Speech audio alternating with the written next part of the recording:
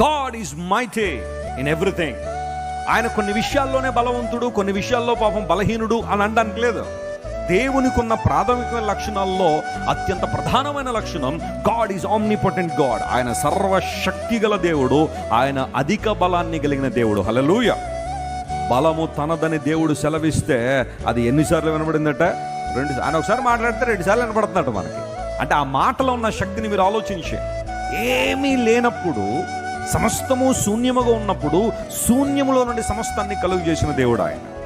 ఒకసారి ఈ యూనివర్స్ని కనుక మనం చూస్తే, విశ్వాన్ని కనుక మనం చూస్తే, ఆ విశ్వంలో ఎన్నో నక్షత్రాలు, ఎన్నో గ్యాలక్సీలు, క్లస్టర్లు, సూపర్ క్లస్టర్స్, ఇవన్నీ చూస్తూ ఉంటే వాటిని కలుగు చేసిన దేవుడు తన మాట ద్వారా కలుగు చేశాడు. That's what the Bible says. ప్రపంచములో ఆయన మాట ద్వారా నిర్మాణం చేయబడ్డాయి. That's the power of God. అది దేవుని శక్తి, ఆయన దేవుని బలం. అయితే ఇప్పుడు ఎవరైతే క్రీస్తు ప్రభువుని తమ హృదయాల్లో చేర్చుకున్నారో, ఆయన అంగీకరించారో, ఆ బలాన్ని వారి జీవితంలో దేవుడు ఎవిడెంట్గా ఉంచాలని లేదా ప్రత్యక్షపరచాలని దేవుడు ఆశిస్తున్నాడు.